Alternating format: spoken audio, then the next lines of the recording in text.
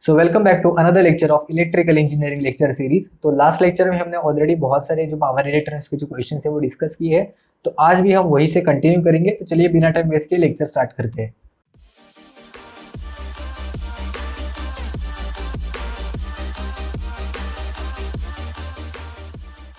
तो आज के लेक्चर का फर्स्ट क्वेश्चन है, a single phase half wave controlled SCR converter with commutating diode supply an RL load at an average load voltage of 150 volt at a firing angle delay of 60 degree, the supply voltage to the converter is dash। Okay, तो आप यहाँ पे diagram में देख सकते हो एक half wave controlled SCR है, यानी कि हाफ वेव में ही ये सिर्फ कंट्रोलिंग करेगा। यहाँ पे हम लोगों ने यहाँ पे आप देख सकते हो एलआर लोड है वो कनेक्ट किया है, फिर आरएल लोड है वो, और साथ में हम लोगों ने जो कम्यूटेटिंग डायोड है वो भी कनेक्ट किए हैं। तो यहाँ पे हम लोग सबसे पहले समझ लेते हैं कि कैसे होता है आरएल लोड का और जो कम्यूटेटिंग डायोड या फिर जिसे हम लोग फ्री व्हीलिंग डायोड भी कहते हैं, तो उसका हम लोग वर्किंग है वो या फिर उसका जो वेवफॉर्म है वो कैसे दिखाई देगा हमें। ओके, तो आप यहाँ पे देख सकते हो सबसे पहले अगर अज्यूम करना कि यहाँ पे कोई भी फ्री व्हीलिंग डायोड कनेक्टेड नहीं है और हमने एक अल्फा एंगल पे अगर हमने इसे अगर फायर किया तो हमें जो वेवफॉर्म कुछ मिलेगा वो कुछ ऐसा मिलेगा। बिकॉज ऑफ द इंडक्टर जो करंट है वो थोड़े लंबे ड्यूरेशन के लिए वो एग्जिस्ट करेगा। तो आप यहाँ पे देख सकते हो कि इंडक्टर प्रेजेंट है सर्किट में, इसके वजह से ये जो एससीआर है वो थोड़े ड्यूरेशन के लिए यहाँ पे कंडक्ट करेगा even after the voltage is reverse. Voltage reverse होने के बाद जीरो क्रॉसिंग होने के बाद भी जो करंट है वो जीरो नहीं होगा, या फिर वो हमें जो आउटपुट वोल्टेज में जो मिलेगा वो यहाँ पे हमें कुछ निगेटिव साइड में भी कुछ हमें वेवफॉर्म है वो दिखाई देगा। तो जहाँ पे ये कंडक्टिंग करना स्टॉप होता है जिसे हम लोग कहेंगे एक्सटिंक्शन एंगल। करेक्ट, तो बीटा हम लोगों ने ऑलरेडी बताया था मैंने, यहाँ पे होता है ये अल्फा जहाँ पे हम लोग फायर करेंगे, और ये होता है पाई का वैल्यू। ओके, ये हाफ वेव रेक्टिफायर है तो इसलिए ये 2 पाई के बाद ये वापस से कंडक्ट करेगा, 2 पाई होने के बाद यहाँ तक ये जीरो वैल्यू हमें देगा क्योंकि ये हाफ वेव ही है, सिर्फ हाफ वेव में ही कंडक्ट करेगा। और बाद में 2 पाई के बाद ये अगेन यहाँ से कंडक्ट करेगा और यहाँ पे हमें कुछ यहाँ पे वैल्यू मिलेगा। ठीक है, तो ऐसा कुछ वैल्यू हमें मिलता है, सिर्फ एलआर लोड होगा जब यहाँ पे डायोड प्रेजेंट नहीं। ओके, यहाँ पे मैं लिख देता हूँ नो डायोड, जब डायोड नहीं होगा। ठीक है, तो अगर आपको पता रहेगा कुछ कुछ स्टूडेंट है वो डायरेक्टली जो फॉर्मूला है वो बाय हार्ट कर लेते हैं। फुल वेव रेक्टिफायर में फुल वेव रेक्टिफायर का जो फॉर्मूला है वो बाय हार्ट कर लेते हैं कि V naught is equal to 2Vm by pi cos alpha, 2Vm by pi cos alpha.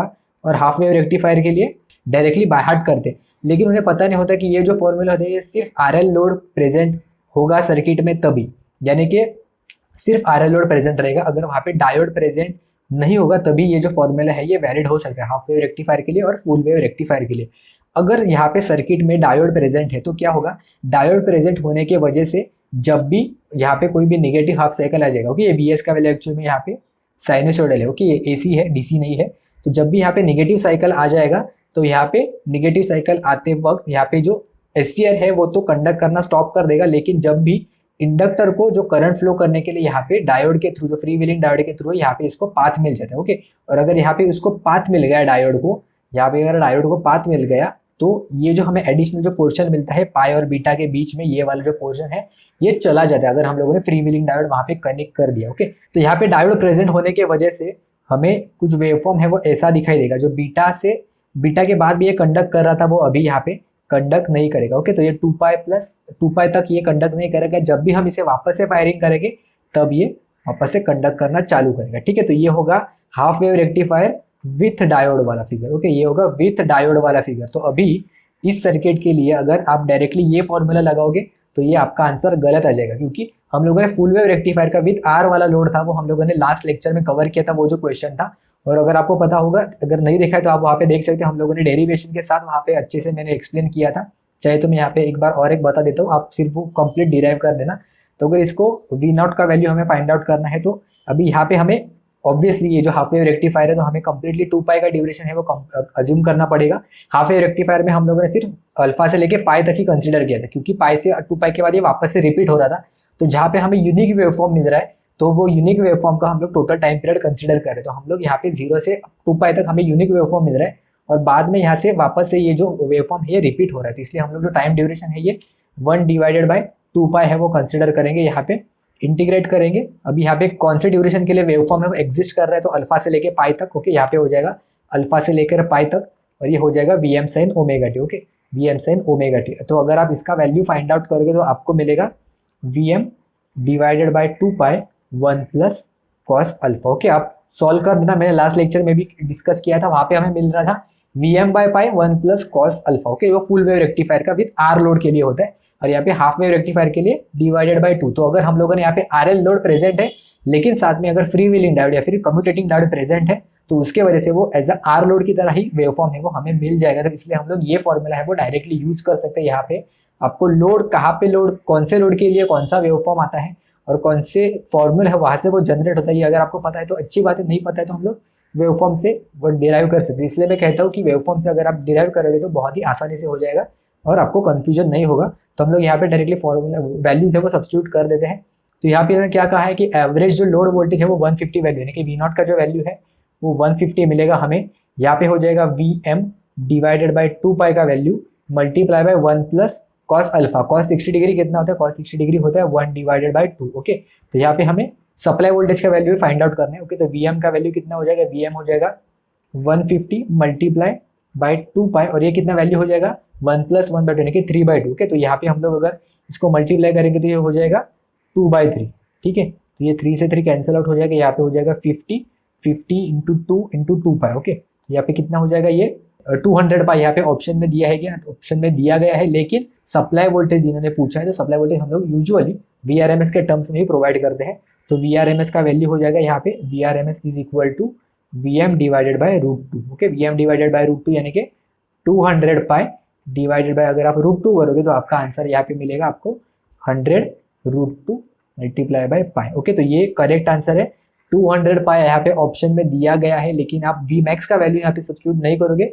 हमेशा अगर आपको पूछा जाएगा तो VRMS का वैल्यू ही हम लोग वहाँ पे प्रोवाइड करेंगे। ठीक है, क्योंकि VRMS के टर्म्स में यूजुअली हम लोग डील करते हैं, तो इसलिए ऑप्शन डी है करेक्ट आंसर है, 200 पाई गलत आंसर है। नेक्स्ट क्वेश्चन है, अ 240 volt 50 hertz single phase half wave SCR converter supplies a resistance load at a firing angle of π/3 radians, the RMS load voltage is। Okay, तो अभी यहाँ पे हमें क्या पूछा है, यहाँ पे हमें फुल हाफ वेव रेक्टिफायर ही है, रेजिस्टेंस लोड है, अच्छी बात है, लेकिन यहाँ पे अभी RMS का वैल्यू हमें पूछा है। ओके, तो उसके लिए हमें वापस से डिराइव करना पड़ेगा। हमारे पास एवरेज वोल्टेज का था, लेकिन अभी हमें RMS वैल्यू का यहाँ पे इन्होंने पूछा है RMS वोल्टेज का कितना आएगा। तो यहाँ पे आप वेवफॉर्म है वो देख सकते हैं, ये सप्लाई वोल्टेज है, अल्फा फायरिंग है, तो हमें जो वेवफॉर्म मिलेगा तो ऐसा कुछ मिलेगा। अभी हम लोगों ने कुछ देर पहले डिस्कस किया था, तो अभी इसका वेवफॉर्म के हेल्प से हम लोग अभी लिखने की कोशिश करेंगे VRMS का जो वैल्यू है वो। बहुत सारे स्टूडेंट को इसमें डाउट होता है, समझ में नहीं आता है, इसलिए मैं आपको दिखा रहा हूँ कि कितने कम ड्यूरेशन में आप इजीली है वो सॉल्व कर सकते हैं, सिर्फ अगर आपको वेवफॉर्म पता है तो। ओके, तो रूट मीन स्क्वायर है तो हम लोग सबसे पहले रूट निकालेंगे, उसके बाद मीन। तो अब यहाँ पे देख सकते हो कि 2 पाई के बाद ये रिपीट हो रहा है, तो हम लोग जो टाइम ड्यूरेशन लेंगे वो 1 डिवाइडेड बाय 2 पाई कंसिडर करेंगे। इंटीग्रेट करेंगे हम लोग अल्फा से लेके पाई तक, क्योंकि उसी ड्यूरेशन में यहाँ पे जो वेवफॉर्म है वो एग्जिस्ट कर रहा है। और यहाँ पे हम लोग करेंगे VM sine omega T, VM sine omega T, लेकिन ये VRMS है, रूट मीन स्क्वायर है, तो अभी यहाँ पे हमें स्क्वायर टर्म से वो लेना पड़ेगा और डिफरेंशिएट इंटीग्रेट करेंगे with respect to D omega T. Okay, तो हम लोग इजीली सॉल्व करने की कोशिश करेंगे, यहाँ पे हम लोग फटाफट को सॉल्व कर लेते हैं।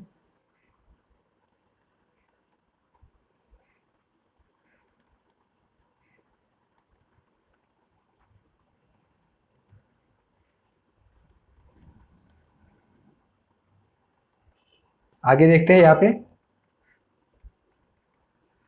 यहाँ पे हम लोगों ने, आप देख सकते हो यहाँ पे जो 2 है, ये 2 है वो हम लोग कॉमन निकाल लेंगे यहाँ पे, और जो बाकी के जो टर्म्स है 1 and minus cos 2 omega T, इसको हम लोग इंटीग्रेट करेंगे। हम लोगों ने लास्ट लेक्चर में ऑलमोस्ट सिमिलर पैटर्न से वो डिफरेंशिएट कर लिया, इंटीग्रेट कर लिया था, तो हम लोग अभी फटाफट कर लेते हैं। मैं यहाँ पे दे देता हूँ, यहाँ पे फास्ट फॉरवर्ड में करके दिखाता हूँ आपको।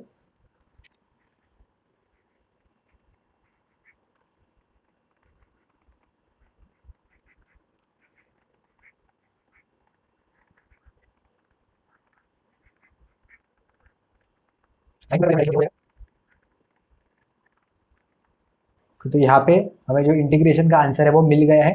तो अभी इन्होंने पूछा था कि alpha is equal to π/3 radians. Okay, π/3 यानी कि कितना होता है 180 डिवाइडेड बाय 3। ओके, 180/3 यानी कि टोटल 60 डिग्री के लिए हमें पूछा है, तो हम लोग 60 डिग्री है वो सब्स्टिट्यूट कर लेते हैं यहाँ पे, या फिर π/3 एज इट इज है वो सब्स्टिट्यूट कर लेते हैं।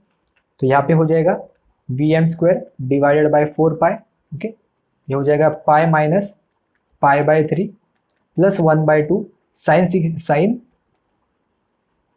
2 π/3। ओके, साइन 2 π/3 यानी कि कितना होता है, ये हो जाएगा π/3 60 इंटू 2 यानी कि साइन 120 डिग्री। ओके, तो साइन 120 डिग्री का वैल्यू कितना होता है, sine 120 degree is nothing but √3 divided by 2। Okay, तो यहाँ पे हम लोग जो सारे वैल्यू है सब्स्टिट्यूट करेंगे, तो हमें मिलेगा under root of VM square divided by 4 pi pi minus pi by 3 करेंगे तो ये हो जाएगा 2 पाई बाई 3 प्लस 1/2 और ये साइन 2 पाई बाई 3, तो 120 के √3/2 तो ये हो जाएगा टोटल √3 डिवाइडेड बाई 4। ओके, ये हो जाएगा √3 डिवाइडेड बाई 4। तो यहाँ से हम लोग जो VM² है, VM² जो 4 है वो टर्म हम लोग बाहर निकालेंगे स्क्वायर रूट के, तो ये हो जाएगा VM डिवाइडेड बाई 2 और ये जो पाई है 1 डिवाइडेड पाई हम लोग अंदर की तरफ मल्टीप्लाई करेंगे तो ये अंडर रूट आ जाएगा, पाई से पाई कैंसिल आउट हो जाएगा, तो ये यहाँ पे हो जाएगा हमें 2/3 प्लस पाई को अगर हम लोग अंदर की तरफ मल्टीप्लाई किया तो ये हो जाएगा 3 डिवाइडेड बाई 4 पाई। ठीक है, यहाँ पे हमें ऐसा आंसर मिलेगा। और VM का वैल्यू हमें कितना दिया है, यहाँ पे VM का वैल्यू कितना, VM नहीं दिया है 240 है, वो RMS का वैल्यू है। ओके, तो RMS का वैल्यू है 240, तो VM का वैल्यू कितना हो जाएगा √2 मल्टीप्लाई बाय 240। ओके, VM का वैल्यू हो जाएगा 240 मल्टीप्लाई बाय √2, यहाँ पे नीचे आ जाएगा डिवाइडेड बाय √2 को हम लोग स्प्लिट करेंगे यानी कि √2 और √2 में, और उसके बाद अंदर की तरफ हमें मिलेगा 2/3 plus √3 divided by 4 pi to the power of 1/2। Okay, तो यहाँ पे √2 है वो कैंसिल आउट हो जाएगा और आपको फाइनली आंसर मिलेगा 240 divided by √2 into the bracket 2/3 plus √3 divided by 4 pi. Okay, तो अगर आप देखोगे एग्जैक्टली तो ये ऑप्शन किसी से मैच नहीं होता है, लेकिन आपको ये सिर्फ मेथड समझाने के लिए मैंने बताया था। अगर आप ऐसे टाइप का जो क्वेश्चन आए तो यहाँ पे आप देख सकते हो कि √3/4 पाई प्लस 2/3 आ रहा है मेरा आंसर। यहाँ पे 5/6 इन्होंने दिया है, लेकिन 240/√2 और ब्रैकेट का रूट अगर हम लोगों ने लिया तो ये ऑलमोस्ट ऑप्शन है वो सिमिलर आ रहा है। यहाँ पे 5/6 क्यों आ रहा है पता नहीं, मेरा कहीं पे भी 5 तो नहीं आया, 2/3 यहाँ पे मेरा आंसर आ रहा है। अगर यहाँ पे मैंने कुछ मिस्टेक कर दिया तो मुझे बता देना। तो ऐसे आप वेवफॉर्म अगर आपको पता होगा तो उससे इंटीग्रेट करके इजीली फाइनल आंसर तक पहुंच सकते हो। ऑब्वियसली ये वाला क्वेश्चन थोड़ा लंबा था, आपका टाइम कंज्यूमिंग था, लेकिन अगर आपको बाकी के क्वेश्चन अगर नहीं आ रहे तो अगर आप वहाँ पे बैठे बैठे अगर टाइम वेस्ट करने से अच्छा कि आप यहाँ पे ऐसे सॉल्व करके आंसर निकालोगे तो आप फाइनल आंसर के नजदीक तो पहुंच ही जाओगे। तो नेक्स्ट क्वेश्चन है the sequence of triggering of SCR in a 3-phase bridge type converter with SCR S1, S2, S3 connected in top half and S4, S5, S6 in bottom half of the converter and supplying a resistance load। Okay, तो हम लोग यहाँ पे 3-phase converter है वो assume करेंगे। तो 3-phase converter में इन्होंने कहा है कि जो टॉप की जो SCR है यहाँ पे इन्होंने ऐसा अज्यूम किया है, इसका वैल्यू है S1, ये है S2 और ये है S3। नीचे जो बॉटम में है वो है S4, S5 एंड यहाँ पे है वो S6 है। ओके, तो यहाँ पे हमें ये वाला जो फिगर है ये कंसिडर करना है। इन्होंने पूछा कि जो फायरिंग है वो कैसे होती है, कन्वेंशनल मेथड कैसा होता है, यहाँ पे मैं मेंशन कर रहा हूँ। कन्वेंशनल जो हम लोग नोटेशन देते हैं वो होता है, ये होता है S1 का वैल्यू, उसके बाद ये होता है S2 का वैल्यू, उसके बाद ये होता है S3 का वैल्यू, ये होता है S4 का वैल्यू, ये होता है S5 और ये होता है S6। ओके, तो आप लिखते वक्त ऐसे लिख सकते हो 1, 3 एंड 5 ऑड नंबर, और ये दोनों जो वर्टिकल है उसमें सभी में 3-3 का डिफरेंस रहेगा। ओके, तो 1 से 3 में डिफरेंस आएगा तो 4 आएगा, 1 + 3, 3 + 3 आएगा 6 और 5 से 3 नहीं ऐड होगा, वापस सब्ट्रैक्ट होगा, तो इसलिए 5 - 3 S2। ओके, तो आप ऐसे है वो कन्वेंशनली आपको प्रोवाइड कर सकते हैं अगर आपको दिया नहीं रहेगा। स्पेसिफिकली इन्होंने कहा यहाँ पे S1, S2, S3 ऐसे यहाँ पे नाम दिया है। तो यहाँ पे जो कन्वेंशनल मेथड में हम लोगों ने नाम क्यों दिया है, क्योंकि इसी फैशन में हम लोग वो फायर करते हैं। सबसे पहले ये वाला फायर होता है, उसके बाद ये 2 नंबर का 3, 4, 5 और 6। ओके, तो इसी फैशन में है वो फायरिंग होता है हमेशा। तो हमें अगर इन्होंने नोटेशन चेंज करके दिया है तो अभी इसका फायरिंग क्या आएगा ये इन्होंने यहाँ पे पूछा है। तो अगर यहाँ पे आपको पूछा जाएगा तो ये obviously S1, S2, S3, S4, S5, S6 इसी फैशन में प्रोवाइड करते हैं कन्वेंशनली। लेकिन अगर हम लोगों ने यहाँ पे नोटेशन चेंज करके लिखेंगे तो आप देखोगे सबसे पहले ये वाला फायर होगा, यानी कि सबसे पहले S1 फायर होगा, उसके बाद फायर होगा 2 नंबर का S2 का, यहाँ पे आप देख सकते हो। तो ये S6 वाला एक्चुअल में फायर होगा, यहाँ पे S1 के बाद S6 फायर होगा, उसके बाद S2 फायर होगा। ओके, S2 के बाद फायर होगा S4, S4 के बाद फायर होगा यहाँ पे S3 और S3 के बाद सबसे आखिर में फायर होगा S5। ओके, मैंने इसी के फैशन में लिखा है कि 1, 2, 3, 4 एंड 5, 6, तो ऐसे होगा 1, 6, 2, 4, 3, 5। ओके, तो हम लोग देखेंगे 1, 6, 2, 4, 3, 5, तो 1, 6, 2, 4, 3, 5 यहाँ पे ऑप्शन बी है, यह करेक्ट आंसर है। आई होप आपको क्लियर हुआ होगा। कन्वेंशनली आपको ऐसा ही दिखाई देगा, अगर आपको नोटेशन है वो देखना ही पड़ेगा ऑप्शंस में कैसे है। ओके, बहुत अच्छा क्वेश्चन था, बहुत ही ट्रिकी था, अगर आपको पता नहीं होगा तो आप गलत करके आ सकते हो। तो चलिए नेक्स्ट क्वेश्चन देखते हैं। The conducting pair of SCRs in a bridge type 3-phase AC to DC converter with SCR S1, S3, S5 connected in top and 4, 6, 2 is connected in bottom half of the converter and is supplying a resistance load। Okay, तो यहाँ पे देखो अभी इन्होंने यहाँ पे conventional जो notation है वो यूज करके दिखाया है। यहाँ पे 1 3 5 है, 1 3 और जो 5 है ये टॉप में यूज किया है, और नीचे 4 6 2 है, ये यहाँ पे इन्होंने बॉटम में है ये यूज किया है। तो अभी इन्होंने पूछा कि फायरिंग है वो कैसी होगी, तो ऑब्वियसली हम लोग जो फायरिंग है वो वैसे ही प्रोवाइड करते हैं। सबसे पहले 1 2 फायर होगा, उसके बाद 1 2, फिर उसके बाद 2 3, फिर 3 4, उसके बाद 4 5, उसके बाद 5 6 एंड उसके बाद आएगा 6 1। ओके, तो इसी फैशन में है वो फायरिंग होगी 1 2 2 3 3 4। तो एक बार एक ही फायर होगा, तो ये पॉजिटिव ग्रुप है और ये निगेटिव ग्रुप है। एक बार पॉजिटिव का ही कंडक्ट होगा, ये तीनों में से कोई एक कंडक्ट होगा, और ये निगेटिव में से कोई एक कंडक्ट होगा। ऐसा ही हमेशा पेयरिंग होगा, आप देख सकते हो। और ऐसा भी है कि ये जो वर्टिकल जो SCR कनेक्टेड है कभी भी एक साथ फायर नहीं होंगे, यानी कि 1 2, तो ये देखो ऊपर का एक और यहाँ पे नीचे का एक लिया, बाद में ये 2 और 3, उसके बाद हम लोगों ने लिया 3 और 4, फिर 4 5, उसके बाद 5 6 एंड 6 एंड 1। तो देखो कोई भी वर्टिकल है वो एक साथ कंडक्ट नहीं हुए, और हमेशा एक ऊपर का लिया पॉजिटिव हुआ और एक निगेटिव ग्रुप का हम लोगों ने यहाँ पे कंसिडर किया। तो ऐसे ही हमेशा फायरिंग होती है, और ये जो फायरिंग है ये हमेशा कंटिन्यूसली चलती रहेगी, यानी कि इसके बाद ये वापस से आएगा 6 1 के होने के बाद ये वापस से 1 2 के फायरिंग होंगे। ओके, तो यहाँ पे ऑप्शन में देख सकते हो, यहाँ पे 6 1 1 2 2 3 3 4 4 5 5 6। ओके, तो ये ऑप्शन करेक्ट है। उसके बाद है 1 4 4 3, तो मैंने कहा था 1 4 तो एक साथ कभी भी फायर नहीं होंगे, तो ये ऑप्शन गलत हो जाएगा। ठीक है, ये ऑप्शन गलत हो जाएगा। बाद में 1 2 2 3 3 4 4 5। ओके, ये ऑप्शन भी यहाँ पे सही है। ठीक है, तो इसलिए इधर 1 और इधर A और C यहाँ पे करेक्ट आंसर है, क्योंकि ये कंटिन्यूसली साइकिल में चलते रहेंगे। ओके, 1 से लेके ये 6 तक जाएगा और वापस से ये 1 में यहाँ पे चालू हो जाएगा, इसलिए दोनों ऑप्शन है वो करेक्ट है। तो चलिए नेक्स्ट क्वेश्चन देखते हैं, ये भी AP ट्रांसको का क्वेश्चन था। नेक्स्ट क्वेश्चन है, in a DC to DC buck converter when the MOSFET switch is triggered, the rate of change of current in the 400 microhenry inductor L is 7.5 into 10 to the power 4 ampere per second. If the converter is operated with a 50 volt input voltage, the output voltage of the converter is. तो यहाँ पे क्या है, DC to DC buck converter है। तो buck converter का circuit कैसे होता है, मैं सबसे पहले यहाँ पे ड्रॉ कर लेता हूँ। ओके, यहाँ पे हम लोग सप्लाई वोल्टेज देते हैं, उसके बाद यहाँ पे स्विच प्रोवाइड होता है, यहाँ पे है वो डायोड कनेक्टेड होता है रिवर्स में, उसके बाद यहाँ पे इंडक्टर है वो प्रेजेंट होता है, कैपेसिटर आप ड्रॉ कर भी सकते हो, नहीं किया तो भी चलेगा, और यहाँ पे फाइनली होता है लोड कनेक्टेड। यहाँ पे मैं लोड की जगह पे R ही कनेक्ट करके दिखा रहा हूँ। तो ये हो जाएगा इंडक्टर, ये प्लस माइनस CR, यहाँ पे VS, और ये हो जाएगा डायोड और स्विच। ओके, डायोड, और यहाँ पे हो जाएगा मॉसफेट या फिर स्विच। तो यहाँ पे इन्होंने कहा L का वैल्यू यहाँ पे दिया है, और L di/dt का वैल्यू भी दिया है। इन्होंने पूछा if the converter voltage operated at 50 input voltage. Okay, input voltage का वैल्यू भी हमारे पास प्रेजेंट है, और आउटपुट वोल्टेज हमें यहाँ पे इन्होंने पूछा गया है। तो जनरली आपको पता होगा कि बक कन्वर्टर में V0 का वैल्यू होता है, वो होता है D times of the supply voltage. Correct, D होता है ड्यूटी साइकिल, लेकिन अगर आप देखोगे तो यहाँ पे कहीं पे भी ड्यूटी साइकिल का कोई भी हमें रेफरेंस नहीं है, हम लोग किसी भी एंगल से इसे फाइंड आउट नहीं कर सकते। तो मैंने कहा था कि आप सर्किट को मिनिमाइज करने की कोशिश करें, तो हम लोग स्विच को क्लोज करके देखेंगे। ओके, हम लोग स्विच को अगर हम लोग क्लोज करेंगे यहाँ पे, तो कुछ ऐसा फिगर दिखाई देगा। ओके, ऐसा फिगर दिखाई देगा। यहाँ पे ये इंडक्टर आ गया, यहाँ पे ये आ गया कैपेसिटर, और यहाँ पे आ गया ये लोड। ठीक है, तो इसको अगर हम लोग और सिंप्लीफाई करने की कोशिश करेंगे, आप देख सकते हो कि ये दोनों पैरेलल में कनेक्टेड है और ये भी दोनों पैरेलल में कनेक्टेड है, तो वोल्टेज दोनों की तरफ सेम ही होगा। तो मैं काम कर देता हूँ, डायोड है और जो कैपेसिटर है उसको मैं एलिमिनेट कर देता हूँ, और डायरेक्टली इंडक्टर और जो लोड है वही मैं यहाँ पे कनेक्ट कर रहा हूँ। तो हो जाएगा VS का वैल्यू, ये हो जाएगा VL का वैल्यू, और ये हो जाएगा V0 का वैल्यू। ओके, ये है प्लस माइनस। तो यहाँ पे जो V0 का वैल्यू हो जाएगा वो हो जाएगा V0 is equal to VS minus VL। Correct, यहाँ पे ड्रॉप हो जाएगा, ऐसे हम लोग फाइंड आउट कर सकते हैं।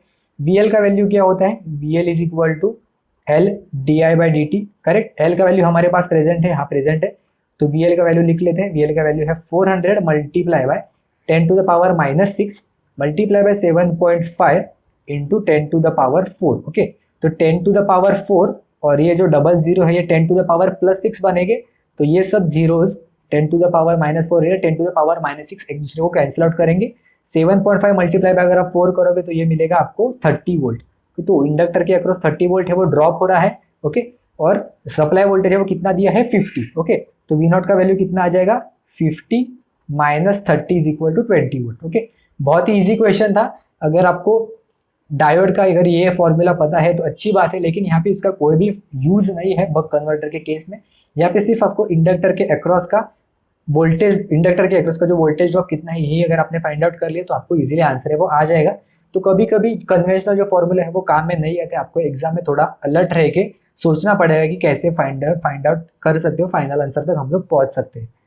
तो चलिए नेक्स्ट क्वेश्चन देखते हैं। A separately excited DC motor controlled by a single phase SCR full converter के full wave converter supplied at a 200 volt AC voltage draws a 40 ampere at a firing delay angle of 45 degree. Okay, if the armature resistance of the motor is 0.25 ohm, the back EMF is। ठीक है, तो सबसे पहले हम लोग circuit diagram draw कर लेंगे तो हमें एक आइडिया आ जाएगा। ठीक है, ये क्या है, यहाँ पे इन्होंने दिया सिंगल फेज एससीआर है, तो मैं यहाँ पे ड्रॉ करो सिंगल फेज जो कन्वर्टर है वो ये है सिंगल फेज कन्वर्टर। यहाँ पे हम लोगों ने इनपुट वोल्टेज दिया है क्या, supply data 200 volt AC. Okay, तो यहाँ पे हम लोग 200 वोल्ट जो एसी है ये हम लोग ड्रॉ करेंगे 200 वोल्ट। अगर यहाँ पे कुछ मेंशन नहीं है तो हम लोग इसको आरएमएस वैल्यू ही कंसीडर करेंगे, वीआरएमएस वैल्यू। यहाँ पे आउटपुट साइड पे इन्होंने सेपरेटली एक्साइटेड डीसी मोटर को कनेक्ट किया है, तो हम लोग इसको आर्मेचर है वो ड्रॉ करेंगे। आर्मेचर में हम लोग आर्मेचर रेजिस्टेंस यहाँ पे ड्रॉ करेंगे जिसका वैल्यू इन्होंने दिया है 0.25 ओम्स। ओके, यहाँ पे बैक ईएमएफ का वैल्यू हमें पता नहीं है क्या है वो, डीसी मोटर में जो बैक ईएमएफ होता है वो। और उसके बाद इन्होंने दिया है कि ये ड्रॉ कर रहा है 40 एम्पियर पे। ओके, तो ये जो कन्वर्टर का जो आउटपुट रहेगा, कन्वर्टर का आउटपुट जिसे हम लोग वी नॉट यूजुअली कहते हैं, हम लोग इसको चाहे तो ऐसे डिवाइड कर सकते हैं। ये वाला पोर्शन है ये हमारा रेक्टिफायर का पोर्शन है। ओके, ये रेक्टिफायर का पोर्शन है और जो रेक्टिफायर का जो आउटपुट है ये हम लोगों ने आगे जाके सेपरेटली एक्साइटेड मोटर को फीड किया है। तो हमें ये वैल्यू फाइंड आउट करने के लिए हमें वी नॉट का वैल्यू है वो फाइंड आउट करना पड़ेगा। ओके, तो वी नॉट का वैल्यू फाइंड आउट करने के लिए हम लोग क्या करेंगे, full wave converter supplied voltage. Okay, firing angle हमारे पास अभी 45 डिग्रीज है। ओके, तो अगर हमें फुल वेव रेक्टिफायर का अगर यहाँ पे वैल्यू है वो फाइंड आउट करना है तो कितना होता है, वी नॉट का वैल्यू होता है 2 VM/π cos अल्फा। ओके, हम लोगों ने ऑलरेडी डिस्कस किया, ये हो जाएगा 2 VM/π cos अल्फा। अभी यहाँ पे हम लोग जो RL सर्किट है वो अज्यूम करेंगे क्योंकि यहाँ पे है वो हमारे पास अभी मोटर प्रेजेंट, तो मोटर में इंडक्टिव एलिमेंट है वो प्रेजेंट होता है, तो इसलिए हम लोग ये डायरेक्टली फॉर्मूला यूज करेंगे 2 VM/π cos अल्फा। तो यहाँ पे अगर आपने अल्फा का वैल्यू सब्स्टिट्यूट किया तो cos अल्फा यानी कि cos 45 डिग्री होता है 1/√2, तो हम लोग यहाँ पे वैल्यू सब्स्टिट्यूट करेंगे तो 2 × VM का वैल्यू कितना आ जाएगा, √2 × यहाँ पे आ जाएगा VM का वैल्यू, VRMS कितना दिया है 200 VRMS है, VM है ना, इसलिए हम लोगों ने √2 × 200 किया है divided by pi and cos alpha यानी कि cos 45 डिग्री का वैल्यू कितना आता है 1/√2। ओके, मैं डायरेक्टली यहाँ पे सब्स्टिट्यूट कर रहा हूँ 1/√2 cos 45 है, तो ये √2 से √2 कैंसिल आउट हो जाएगा, ये 200 से 2 मल्टीप्लाई हो जाएगा, हो गया 400/π, ये हो जाएगा वी नॉट का वैल्यू। ओके, तो ये वी नॉट का वैल्यू है ये हमें यहाँ पे मिलेगा जो हम लोग मोटर को फीड करेंगे। तो इसी को मैं इक्वेट करूंगा वी नॉट को इक्वेट करूंगा IaRa प्लस ई से, करेक्ट। तो हमें ई का वैल्यू फाइंड आउट करना है, तो ई का वैल्यू हमें मिलेगा 400 divided by pi minus IaRa का वैल्यू। IA का वैल्यू कितना है 40 दिया है क्वेश्चन में, 40 एम्पियर दिया है एंड RA का वैल्यू है 0.25। ओके, तो अगर आप इसको सब्स्टिट्यूट करेंगे 0.25 यानी कि 1/4 और 40 डिवाइडेड बाय 4 यानी कि 10। ओके, तो ई का वैल्यू आपको मिलेगा is equal to 400 divided by pi minus 10। Okay, ये करेक्ट आंसर हो जाएगा 400 divided by pi minus 10 volts, ये हो जाएगा बैक ईएमएफ का value. Option C is a correct answer. Next question देखते हैं। In an adjustable speed DC drive operated by an AC to DC converter with armature voltage control up to base speed. Okay, तो अगर हमें base speed तक उसको control करना है तो वहाँ पे कैसा आता है, तो ये मशीन्स में हम लोग पढ़ते हैं, जो कोई भी हमें कैरेक्टरिस्टिक दिखाई देती है वो कुछ ऐसे दिखाई देती है। यहाँ पे ड्रॉ कर रहा हूँ, टॉर्क का जो है बेस स्पीड तक, ये हम लोग यहाँ पे अज्यूम करें ये बेस स्पीड है, तो बेस स्पीड तक हमें जो टॉर्क का लाइन है वो हमें कांस्टेंट दिखाई देता है, उसके बाद जो ये डिक्रीज होता है, करेक्ट। और यहाँ पे हम लोग स्पीड है वो प्लॉट करते हैं, जैसे जैसे यहाँ पे ये बेस स्पीड का वैल्यू है, तो बेस स्पीड के जैसे हम लोग ऊपर जाएंगे तो जो रिक्वायर्ड टॉर्क है उसका वैल्यू ये धीरे धीरे है वो कम होते जाएगा। ओके, यहाँ पे इनिशियली है वो कांस्टेंट रहेगा 0 से लेके बेस स्पीड तक। और यहाँ पे अगर आप पावर ड्रॉ करोगे तो पावर का अगर आप वो ग्राफ है वो कुछ ऐसा दिखाई देगा। ओके, यहाँ पे मैग्नीट्यूड पे ध्यान मत देना, लेकिन ये ऑलमोस्ट स्ट्रेट दिखाई देगा और बाद में ये कांस्टेंट रहेगा। ठीक है, तो यहाँ पे हमें पूछा है कि control up to base speed, तो control up to base speed में टॉर्क का वैल्यू है वो कांस्टेंट रहेगा और जो पावर है यहाँ पे मैं ड्रॉ करूँ, ये पावर का वैल्यू है ये लीनियरली इंक्रीज होगा। तो टॉर्क इंक्रीज लीनियरली नहीं, टॉर्क डिक्रीज नहीं, torque remain constant with increase in speed, correct. Torque remain constant with increase in speed. Okay, तो जैसे जैसे स्पीड बढ़ता है टॉर्क है वो कांस्टेंट रहेगा। तो ओके, तो ऑप्शन सी है ये करेक्ट आंसर है। अगर पावर के बारे में पूछा तो पावर है वो लीनियरली इंक्रीज हो जाएगा। ओके, तो पावर रिमेन्स कांस्टेंट, ये ऑप्शन भी गलत हो जाएगा। तो बेस वैल्यू के नीचे हम लोग आर्मेचर वोल्टेज कंट्रोल मेथड है वो प्रेफर करते हैं। आर्मेचर वोल्टेज कंट्रोल मेथड है वो प्रेफर करते हैं, और बेस स्पीड के ऊपर हम लोग फील्ड फ्लक्स कंट्रोल है वो यूज करते हैं। ओके, फील्ड फ्लक्स कंट्रोल है वो मेथड है वो हम लोग यूज करते हैं। तो ये भी एडिशनल नॉलेज है, हम लोग मशीन्स में पढ़ते हैं। आगे आने वाले लेक्चर्स में हम लोग मशीन अच्छे से डिस्कस करेंगे, वहाँ पे हम लोग अगर क्वेश्चन है तो वहाँ पे भी इन डिटेल में वो डिस्कस करेंगे। ओके, तो चलिए नेक्स्ट क्वेश्चन देखते हैं।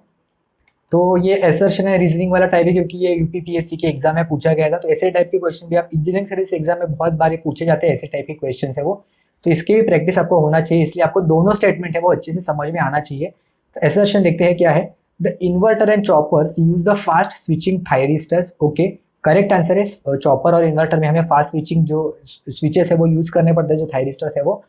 रीजन इन्होंने क्या दिया है, the fast switching SCR has a low turn off time. Obviously अगर फास्ट स्विचिंग का मतलब ये है कि low turn on and low turn off time होता है, तो इसलिए ये करेक्ट है, रीजनिंग करेक्ट है। और इसके वजह से लो टर्न ऑफ टाइम होने के वजह से हम लोग इसको इन्वर्टर और चॉपर सर्किट में यूज करते हैं, इसलिए रीजनिंग भी करेक्ट है, असर्शन भी करेक्ट है, और ये रीजन है ये करेक्ट है explanation. Okay, so both A and R are the correct, and R is the correct explanation of A.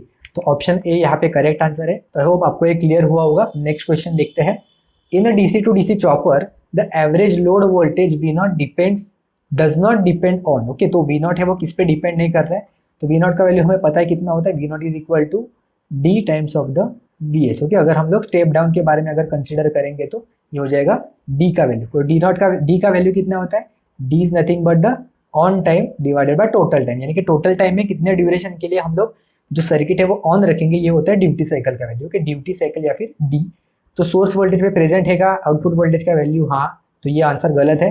Load current पे प्रेजेंट है क्या, कहीं पे भी आपको दिखाई दे रहा है क्या, नहीं, तो ये ऑप्शन है वो सही आंसर है, मतलब यहाँ पे सही है, क्योंकि इन्होंने डज नॉट डिपेंड पूछा है, तो लोड करंट पे डिपेंड नहीं करता, ड्यूटी साइकिल पे डिपेंड करता है कि हाँ, डी पे डिपेंड करता है, तो ये भी ऑप्शन गलत हो जाएगा। चॉपिंग पीरियड यानी कि कितने, यही डी चॉपिंग पीरियड यानी कि इसी के बारे में, डी के बारे में बात करें कि कितने ड्यूरेशन के लिए हम लोग इसको टाइम में कंसिडर करेंगे। टी के बारे में बेसिकली चॉपिंग पीरियड, कितना चॉप कर रहे हैं हम लोग वो सर्किट को, तो पीरियड मतलब कि टोटल टाइम का यहाँ पे कंसिडरेशन हो रहा है, इसलिए ये भी ऑप्शन है ये गलत आंसर हो जाएगा। तो ऑप्शन बी करेक्ट आंसर है, लोड करंट पे ये डिपेंड नहीं होता है। एमपीपीएससी में पूछा गया था ईयर 2020 में, बहुत ही लेटेस्ट क्वेश्चन है। चलिए नेक्स्ट क्वेश्चन की तरफ बढ़ते हैं।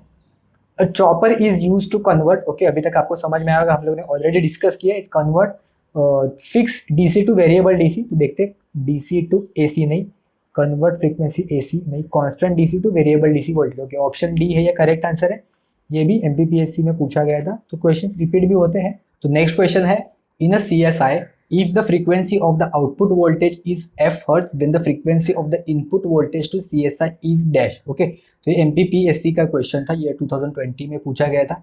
तो इन्वर्टर के टोटल दो टाइप्स होते हैं, एक होता है वोल्टेज सोर्स इन्वर्टर, एक होता है करंट सोर्स इन्वर्टर। तो वोल्टेज सोर्स इन्वर्टर में जो आउटपुट वोल्टेज होता है वो कांस्टेंट स्क्वायर वेव हमें मिलता है, और जो करंट का जो वैल्यू होता है वो वहाँ पे लोड के ऊपर डिपेंड होता है, यानी कि लोड का अगर हम लोग लोड चेंज करेंगे तो उसका जो वेवफॉर्म है आउटपुट करंट का वो वहाँ पे चेंज हो जाएगा। वीएसआई है तो वोल्टेज का आउटपुट है वो सेम रहेगा। करंट सोर्स इन्वर्टर में क्या रहता है, करंट सोर्स इन्वर्टर में जो कोई भी आउटपुट का जो करंट रहेगा उसका जो वेवफॉर्म रहेगा वो फिक्स हमें स्क्वायर वेवफॉर्म मिलेगा, और जो आउटपुट वोल्टेज का हमें मिलेगा वो डिपेंड करेगा लोड के ऊपर। अगर हम लोगों ने लोड चेंज किया तो आउटपुट वोल्टेज का जो वेवफॉर्म है वो वहाँ पे चेंज हो जाएगा। तो सीएसआई यानी कि करंट सोर्स इन्वर्टर का सर्किट कुछ ऐसा दिखाई देगा आपको। यहाँ पे हम लोगों ने अज्यूम किया है कि वोल्टेज के सीरीज में एक हेवी इंडक्टर प्रेजेंट है, तो इसके वजह से हम लोग ऐसे अज्यूम कर सकते हैं कि कांस्टेंट करंट सोर्स की तरह इसे हम लोग ट्रीट कर सकते हैं कि ये कांस्टेंट करंट है वो सप्लाई को लोड को प्रोवाइड कर रहा है, तो जिसके वजह से हमें जो आउटपुट मिलेगा वो कुछ ऐसा मिलेगा, यानी कि स्क्वायर वेवफॉर्म। यहाँ पे हम लोगों ने सेम थायरिस्टर कनेक्ट किए हैं, 4 थायरिस्टर्स कनेक्ट किए हैं। तो पॉजिटिव हाफ साइकिल में यानी कि पॉजिटिव जो हमें पीक मिलेगा, यहाँ पे पॉजिटिव वेव मिलेगा, वहाँ पे T1 T2 कंडक्ट करेंगे, और जो नेगेटिव में हमें T3 और T4 है वो कंडक्ट करेंगे। ओके, तो यहाँ पे आप देख सकते हो कि अगर हम लोगों ने T1 T2 कंडक्ट किया तो जो करंट डायरेक्शन है वो ऐसे दिखाई देगा, यानी से लेफ्ट से लेकर राइट तक, और अगर T3 T4 कंडक्ट करेंगे तो ये होगा अपोजिट डायरेक्शन में। ठीक है, तो हम लोगों ने इसलिए हमें ऐसा ये जो आउटपुट वोल्टेज है वो वेवफॉर्म मिल रहा है। इन्वर्टर क्या होता है, बेसिकली डीसी से एसी में कन्वर्ट करता है। ओके, तो डीसी सप्लाई दिया हम लोगों ने, और आउटपुट हमें ये यहाँ पे स्क्वायर वेवफॉर्म है कि एसी वेवफॉर्म है वो मिल रहा है। तो अगर आप वोल्टेज अगर अज्यूम करोगे, अगर हम लोग स्पेसिफिकली अगर ये जो CSI होता है हम लोग कैपेसिटिव टाइप लोड के लिए हम लोग अज्यूम करते हैं, जो कोई भी स्टडी करते हैं उससे रिलेटेड। तो कैपेसिटिव में अगर आपको वोल्टेज आपको आउटपुट दिखाई देगा तो वो कुछ ऐसा दिखाई देगा। ठीक है, अगर आपको वोल्टेज आउटपुट दिखाई देगा तो वो कुछ ऐसा दिखाई देगा। तो ये ऐसा क्यों दिखाई देता है, यहाँ पर मैं एक्सप्लेन कर देता हूँ शॉर्ट में। हमें पता है वोल्टेज अक्रॉस कैपेसिटर यानी कि वीसी का वैल्यू क्या होता है 1/c integration of IC D T. Correct. तो अगर आप यहाँ पे देख सकते हो कि यहाँ पे स्क्वायर वेवफॉर्म है, या फिर आप ऐसे कह सकते हो सिर्फ पॉजिटिव हाफ साइकिल का जूम कर पॉजिटिव हाफ साइकिल में एक स्टेप वेव है, ऐसे आप जूम कर सकते हो। तो स्टेप वेवफॉर्म को अगर हम लोगों ने इंटीग्रेट किया तो हमें एक रैंप वेवफॉर्म मिलेगा। करेक्ट। सिमिलर यहाँ पे निगेटिव साइड में स्टेप वेवफॉर्म है, तो स्टेप को अगर हम लोगों ने इंटीग्रेट किया तो अगेन यहाँ पे रैंप हमें यहाँ पे है वो दिखाई देगा। करेक्ट। तो यहाँ पे इसलिए अगर हम लोगों ने कैपेसिटिव लोड है वो यहाँ पे अज्यूम किया है, तो इसकी वजह से स्क्वायर वेवफॉर्म का हमें यहाँ पे रैंप वोल्टेज है वो यहाँ पे दिखाई देगा। यहाँ पे इन्होंने पूछा है कि अगर इनपुट का आउटपुट का फ्रीक्वेंसी एफ हर्ट्ज है तो इनपुट का फ्रीक्वेंसी कितना आ जाएगा। तो हम लोगों ने यहाँ पे अज्यूम किया कि ये जो वोल्टेज सोर्स है कंप्लीटली वीएस का वैल्यू है, जो दोनों का एडिशन है, तो इसका जो वेवफॉर्म है तो यहाँ पे हमें कुछ ऐसा दिखाई देगा। तो ऐसा क्यों दिखाई देगा हम लोग इन डिटेल में यहाँ पे अभी डिस्कस नहीं करेंगे, क्योंकि क्वेश्चन में इतना रिक्वायरमेंट नहीं है, आपको सिर्फ वेवफॉर्म पता होगा तो भी चलेगा। तो इसका वेवफॉर्म हमें यहाँ पे कुछ ऐसा दिखाई देता है। तो आप यहाँ पे देख सकते हो कि एक complete cycle of the output waveform में हमें जो इनपुट के हैं वो 2 साइकिल्स कंप्लीट हो रहे हैं। तो इसलिए हम लोग ऐसे कह सकते हैं कि frequency of the V out is equal to frequency of the V in divided by 2। Correct. यानी कि आउटपुट के फ्रीक्वेंसी अगर एक फ्रीक्वेंसी है तो यहाँ पे वी एस में हमें आउट पे 2 फ्रीक्वेंसी है वो मिलती है।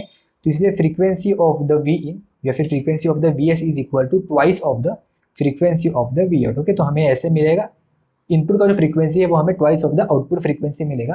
तो इसलिए ऑप्शन सी है ये करेक्ट आंसर है। आई होप आपको क्लियर हुआ होगा। चलिए नेक्स्ट क्वेश्चन देखते हैं। In thyristor the effect of d i by d t can be reduce by using, तो हम लोगों ने ऑलरेडी अच्छे से डिस्कस किया है। यहाँ पे 2 कंफ्यूजिंग ऑप्शन आपको लगेंगे, स्नबर सर्किट और सीरीज इंडक्टर। तो मैंने ऑलरेडी कहा था कि अगर इंडक्टर प्रेजेंट है तो हम लोग डायरेक्टली इंडक्टर को अज्यूम करेंगे।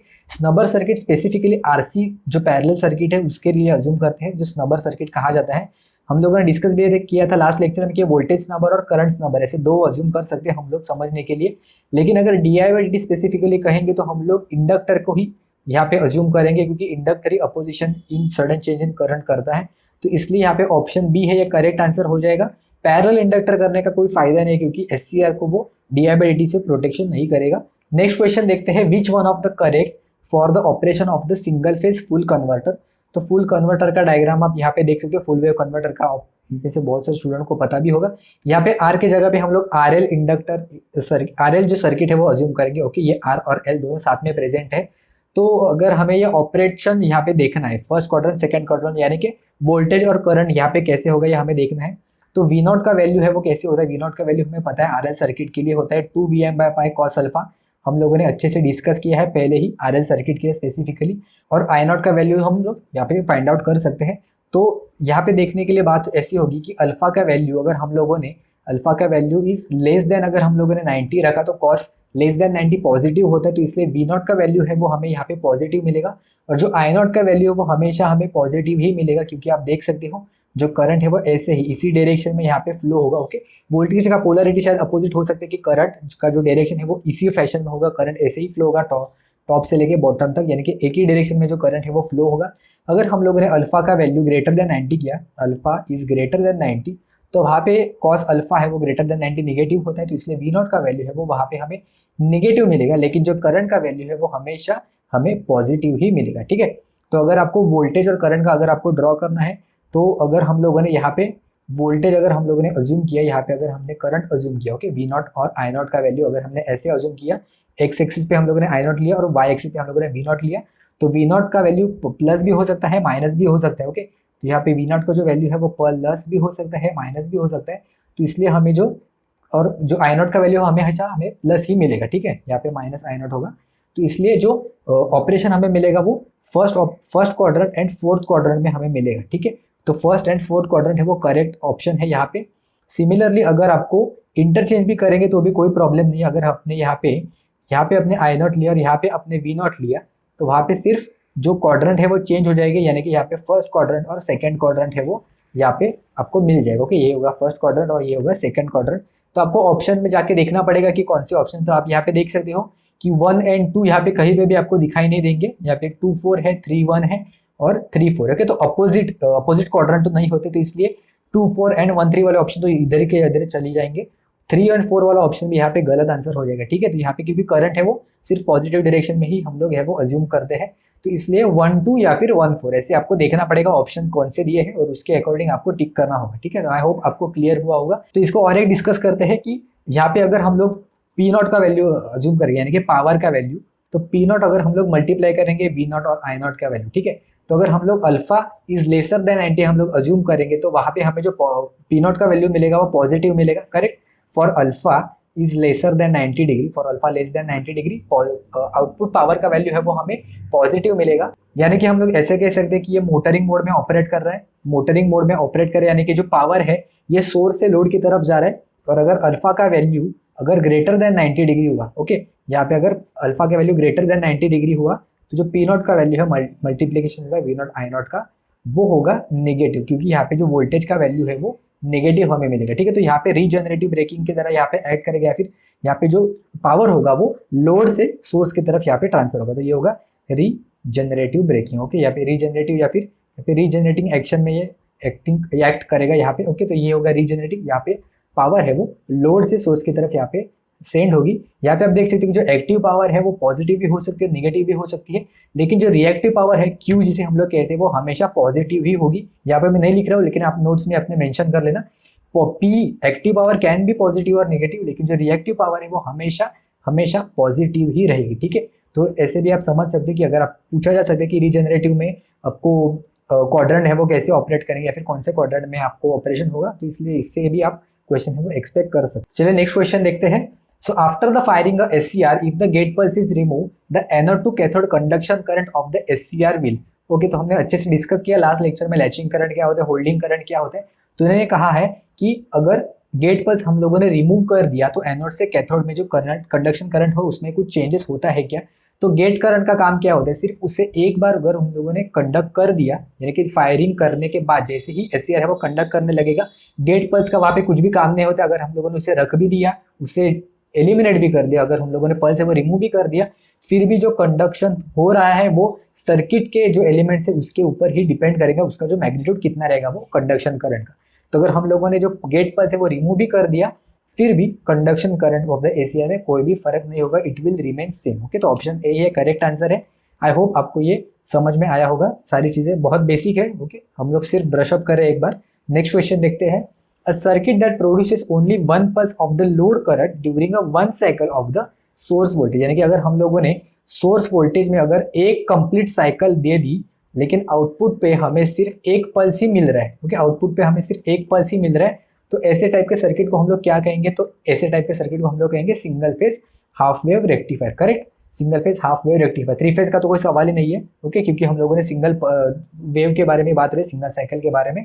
ड्यूअल कन्वर्टर और फुल वेव रेक्टिफायर में हमें ऐसा आउटपुट है वो नहीं मिलता, ओके। तो ऑप्शन ए ये करेक्ट आंसर है। नेक्स्ट क्वेश्चन है, in a phase control rectifier circuit a beta is called as, हम लोगों ने ऑलरेडी डिस्कस किया, जो बीटा होता है उसे हम लोग कहेंगे एक्सटिंक्शन एंगल, यानी कि जहाँ पे SCR है वो कंडक्ट करना स्टॉप कर देता है, तो इसलिए ऑप्शन सी ये करेक्ट आंसर है।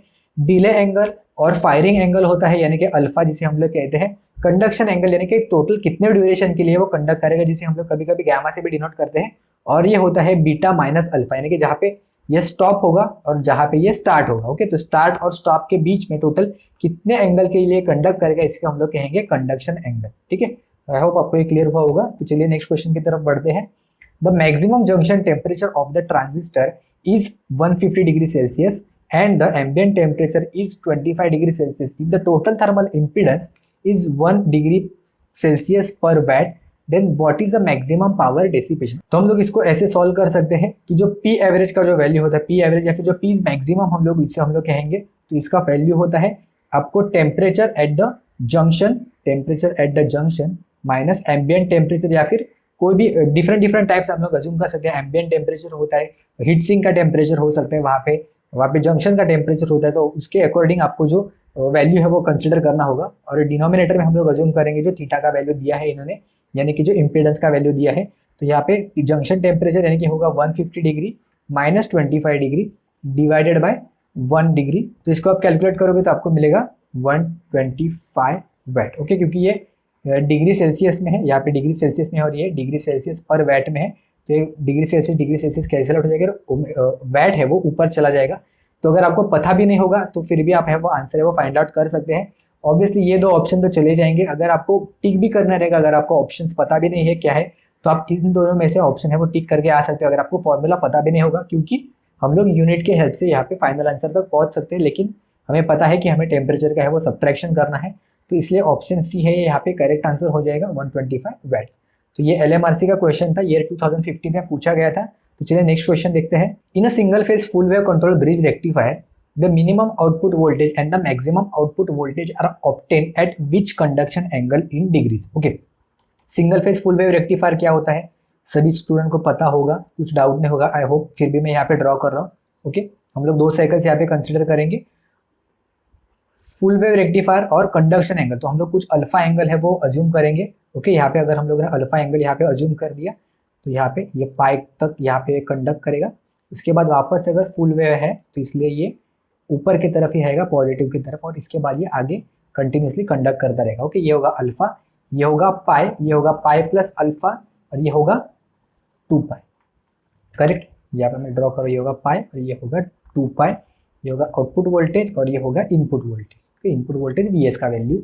तो इन्हें कहा है कि मैक्सिमम और मिनिमम वोल्टेज हमें कब कब मिलेगा। सबसे पहले पूछा है मिनिमम, तो अगर हम लोगों ने अल्फा का वैल्यू है, अगर हम लोगों ने फायरिंग एंगल बढ़ाते बढ़ाते जैसे हम लोग जाएंगे, जैसे जैसे हम लोग फायरिंग एंगल बढ़ाते जाएंगे, ये जो वेवफॉर्म है ये कम होते जाएगा। अज्यूम करो अगर हम लोगों ने यहाँ पे फायरिंग एंगल रखा, ओके, यहाँ पे अल्फा डैश में कंसिडर करो, तो इतना ही हमें आउटपुट में मिलेगा। तो जैसे जैसे हम लोग फायरिंग एंगल बढ़ाते जाएंगे, तो वैसे वैसे आउटपुट का जो वोल्टेज का वेवफॉर्म है वो कम होते जाएगा। तो जैसे हम लोग मैक्सिमम कितना रख सकते हैं, इसका एंगल जो है वो हम लोग पाई तक कर सकते हैं। तो अगर हम लोगों ने पाई एंगल रख दिया तो हमें 0 आउटपुट मिलेगा, वो सबसे मिनिमम होता है।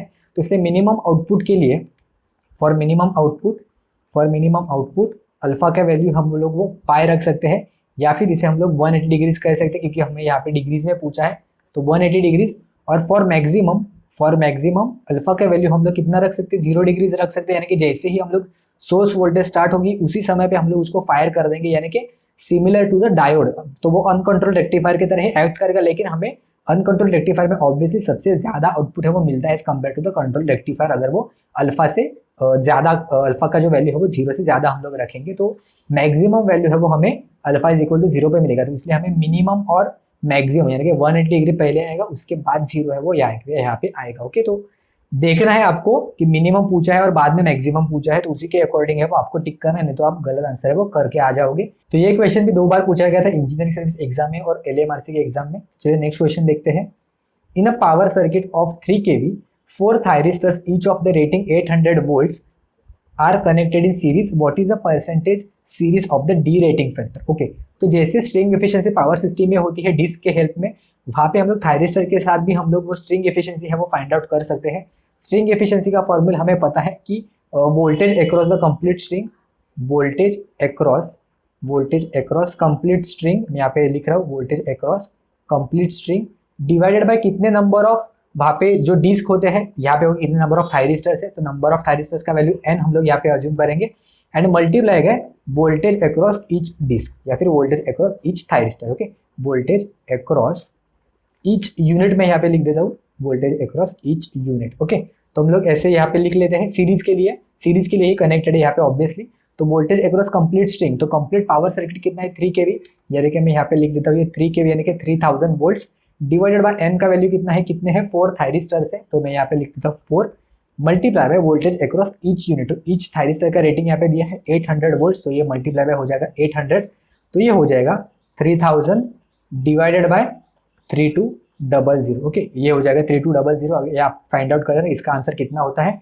यहाँ पे अभी इन्होंने पूछा है कि डी रेटिंग फैक्टर इन्होंने पूछा है, तो डी रेटिंग फैक्टर का जो वैल्यू होता है वो होता है 1 माइनस स्ट्रिंग एफिशिएंसी।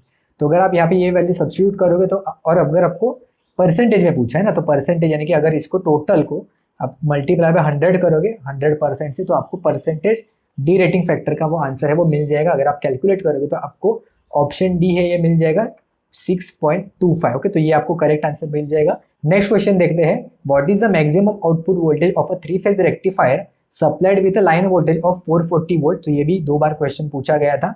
तो यहाँ पे आपको डायरेक्टली फॉर्मूला में जो गिवन डेटा है वो सब्स्टिट्यूट करना है, आपको आंसर है वो मिल जाएगा।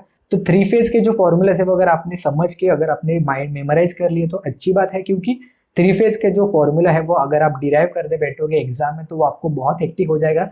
सिंगल फेज के आप वहाँ पे डिराइव कर सकते हो इजीली, क्योंकि बहुत इजी होता है वेवफॉर्म्स वगैरह। थ्री फेज थोड़े बहुत मुश्किल होते हैं, तो थ्री फेज का मैं आपको सजेस्ट करूंगा कि आप थोड़ा बहुत तो मेमोराइज कर लेना।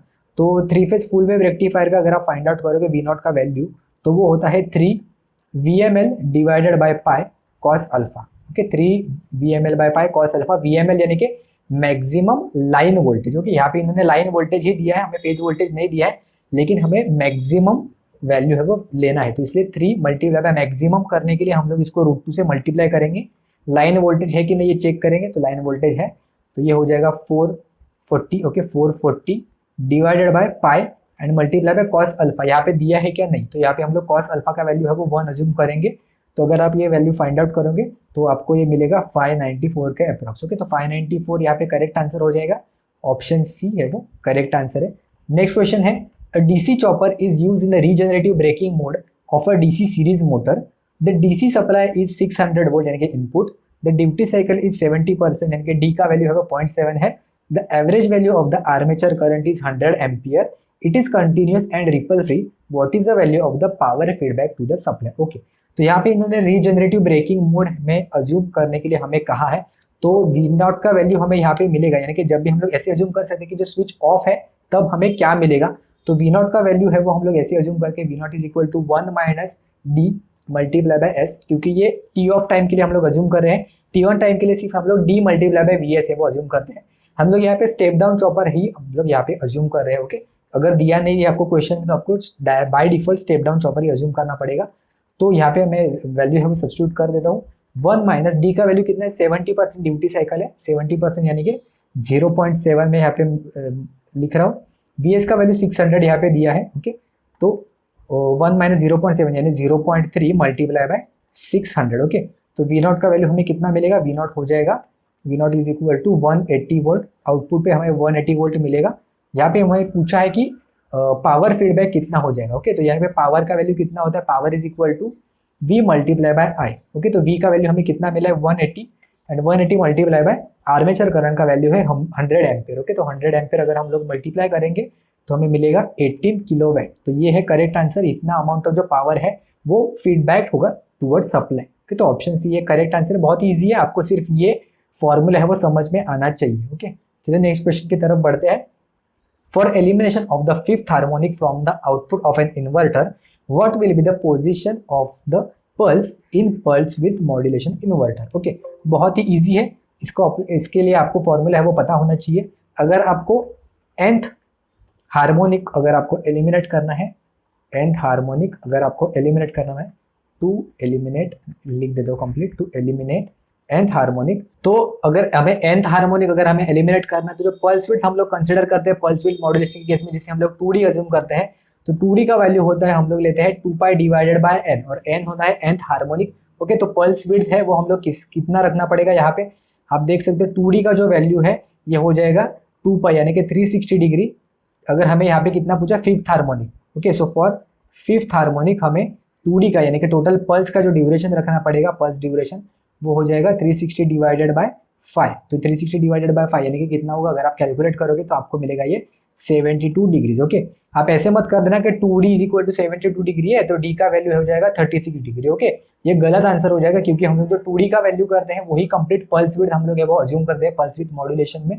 तो इसलिए ऑप्शन ए ये करेक्ट आंसर है, 72 डिग्रीज ही हम लोग टोटल कंप्लीट पल्स विड्थ है वो प्रोवाइड करते हैं। ओके, अगर आपको PWM के बारे में कुछ आइडिया नहीं है तो मुझे कमेंट्स में बताना, मैं और चाहिए तो PWM इन्वर्टर से रिलेटेड जो क्वेश्चन अगर मुझे मिले तो मैं अगले आने वाले लेक्चर में डिस्कस करूंगा। लेकिन मैंने जो कोई भी क्वेश्चन देखे वहाँ पे इन्वर्टर से रिलेटेड बहुत ही कम क्वेश्चन आते हैं, रेक्टिफायर और चॉपर से मैक्सिमम क्वेश्चन अभी तक आपने देखा भी होगा क्वेश्चन में। तो यहाँ पे चॉपर और जो रेक्टिफायर है उसी आपको मैक्सिमम क्वेश्चन है वो दिखाई देंगे, इन्वर्टर से बहुत ही रेयरली क्वेश्चन पूछे जाते हैं, पता नहीं क्यों। चलिए नेक्स्ट क्वेश्चन की तरफ बढ़ते हैं। A DC to DC buck converter operates in continuous conduction mode. It is 48 volt input voltage and it feeds the resistive load of 24 ohms. The switching frequency of the converter is 250 Hz. If the switch on duration is 1 millisecond, the load power is. Okay, तो मैं question में load power है वो पूछा गया है, तो load power यानी कि आउटपुट पावर का वैल्यू हो कितना होगा, तो हम लोग ऐसे फाइंड आउट कर सकते हैं V not square divided bye R। Correct, R का वैल्यू तो हमें क्वेश्चन में गिवन है, तो सिर्फ V नॉट का वैल्यू हमें वो फाइंड आउट करना है।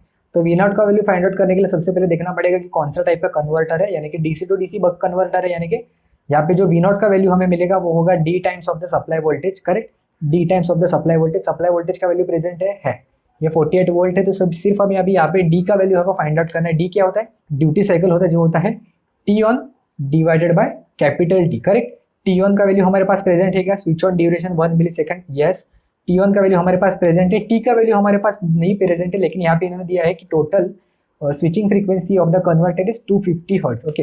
तो कैपिटल टी का वैल्यू हम लोग फाइंड आउट कर सकते हैं, वो हो जाएगा 1 divided bye frequency 1 divided bye 250 अगर आप करोगे तो ये हो जाएगा 4 मिली सेकेंड, ओके। तो हमारे पास अभी टी का भी वैल्यू आ जाएगा, तो ये हो जाएगा 1 millisecond divided by 4 millisecond, okay. 1 divided by 4 यानी कि डी इज इक्वल टू हो जाएगा 0.25, ओके। तो अभी हमारे पास सभी जो है वो रिक्वायर है वो प्रेजेंट हो गया है।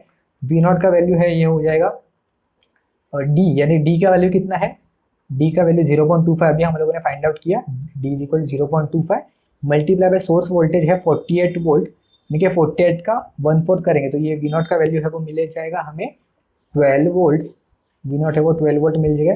डायरेक्टली आंसर है वो फाइंड आउट करेंगे, V naught is equal to P naught is equal to V naught square divided by R, यानी कि 12 स्क्वायर डिवाइडेड बाय 24, करेक्ट, यानी कि 144 डिवाइडेड बाय 24, तो ये कितना होता है, ये होता है 6 watt. 6 watt is the correct answer. और ये क्वेश्चन पूछा गया था गेट इंजीनियरिंग एग्जाम में ईयर 2019 में, बहुत ही आसान सा क्वेश्चन था। चलिए नेक्स्ट क्वेश्चन की तरफ बढ़ते हैं।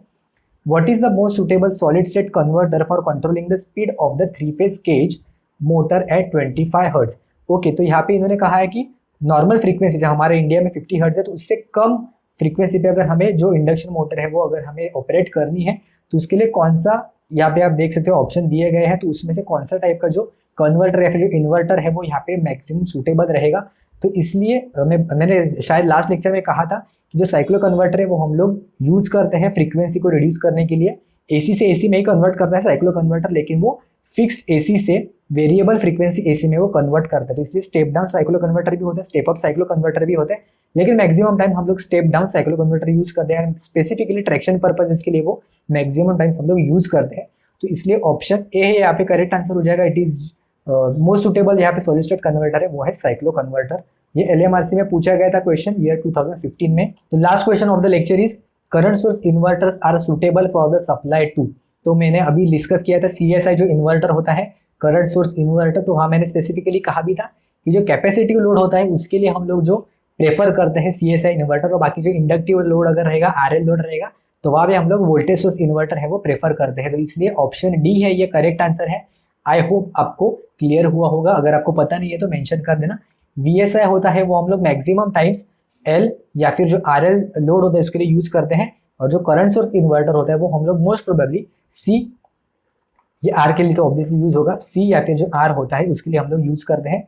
तो इसलिए ऑप्शन डी यहाँ पे है वो करेक्ट आंसर है। कैपेसिटी लोड के लिए हम लोग सीएसआई जो इन्वर्टर है वो यूज करते हैं। तो ये भी इंजीनियरिंग सर्विस एग्जाम का एक क्वेश्चन था, 2016 में पूछा गया था। तो आई होप अभी तक जो हम लोगों ने क्वेश्चन डिस्कस किए हैं वो आपको समझ में आ गए होंगे। अगर आपको कुछ भी डाउट है तो आप हमें नीचे कमेंट्स में पूछ सकते हो। जैसे मैंने अभी कहा था कि आपने अगर क्वेश्चन भी देखे होंगे डिफरेंट ट्रांसको एग्जाम में, इंजीनियरिंग सर्विस एग्जाम में भी, तो वहाँ पे चॉपर से और रेक्टिफायर से ज़्यादा क्वेश्चन पूछे जाते हैं। इन्वर्टर पे बहुत ही कम क्वेश्चन पूछे जाते हैं, तो ज़्यादा डिटेल में पढ़ने की ज़रूरत नहीं है। हमें अगर क्वेश्चन मिले तो हम लोग नेक्स्ट लेक्चर में कवर करने की कोशिश करेंगे, और भी मैक्सिमम क्वेश्चन हम लोग नेक्स्ट लेक्चर में कवर करेंगे। तो इसलिए आपको एक थोड़ा बहुत आइडिया आ जाएगा कौन से टाइप के क्वेश्चन है वो पूछे जाते हैं। बहुत ईजी होते हैं, या तो आपको थियोरेटिकल मिलेंगे या फिर डायरेक्टली फॉर्मूला बेस आपको वहाँ पे मिल जाएंगे, या फिर आपने देखा डेराइव करके को डायरेक्टली फॉर्मूला क्या आएगा, सिर्फ अल्फा का वैल्यू अगर हम लोग कितना सब्स्टिट्यूट किया तो कौन से टाइप का आंसर आ जाएगा। ऐसे ही बहुत ईजी होते हैं, या फिर थोड़े बहुत आपको थियोरेटिकल जो क्वेश्चन है वो आपको दिखाई देंगे पावर इलेक्ट्रॉनिक्स के सब्जेक्ट में। तो अगर आपको कुछ भी डाउट है तो आप हमें कमेंट्स में पूछ सकते हो, या फिर मुझे टेलीग्राम पे मैसेज कर देना। वीडियो अगर आपको हेल्पफुल लगा तो अपने मैक्सिमम दोस्तों के साथ शेयर कर देना, लाइक भी कर देना, और अगर आप चैनल पे नए हो तो चैनल को सब्सक्राइब भी कर देना, साथ में बेल आइकन पे भी क्लिक कर देना। तो चलिए अब हम मिलते हैं नेक्स्ट वीडियो में, जहाँ पे हम लोग और पावर इलेक्ट्रॉनिक्स के जो क्वेश्चन है वो डिस्कस करेंगे।